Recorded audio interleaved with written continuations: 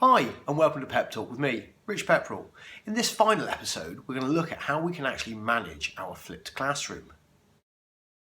By the end of this episode, we should know a bit more about how we can actually push the content out to our students and how we can monitor completion of the assignments we set.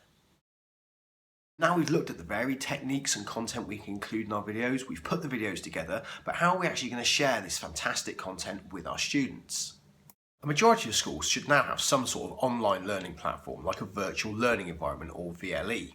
This should really provide you with the perfect platform to share and host your videos, along with any supplementary information or materials that your students might need. If your VLE is well used within your school, this should also remove any problems with unfamiliarity with the system and therefore increase the completion rate of any assignments you set. This page from my school VLE has my videos organised by topic with a list of objectives at the top of the screen, then the videos and then a progress checker in the form of a Google form that we'll talk about later.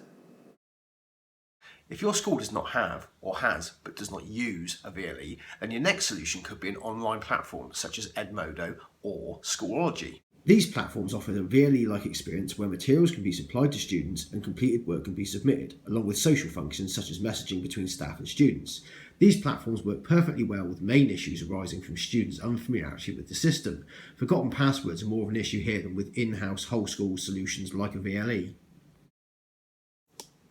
Your simplest option is just to upload your videos straight to YouTube and provide students with any links they require. A bonus here is if you ever move school, your content is not locked into a VLE, and also students are bound to be familiar with YouTube, so there's no problem with familiarity or lost passwords. Problems can occur if YouTube is blocked by your school, but this problem is solvable. I personally use YouTube to host all my videos, which I can then embed onto the school VLE or anywhere else I wish. One final option for hosting your videos is to use Google Classroom. Unfortunately, there are drawbacks and not everyone can access this. Google Classrooms is a brilliant platform for communicating with students, setting assignments and collecting in work. It obviously talks really well to YouTube because it's Google, so linking in vids is really easy. The problem here is that you will require your establishment to be a Google Apps for Education or GAF school, which is easy enough to set up, but it does mean you need a bit of input from your IT technical department.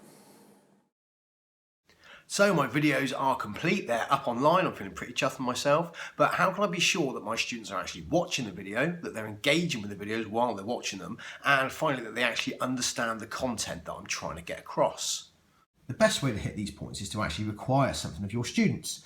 Being a physics teacher, I like to include a few worked examples during a video where I set a problem and the students pause the video and then they try it out and start me up again and compare our answers.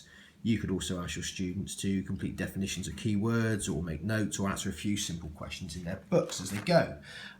This can all be checked when they arrive in class and you can ensure they've actually done their part, You could also use something I've done before, which is entrance tickets, where students complete a problem upon arrival.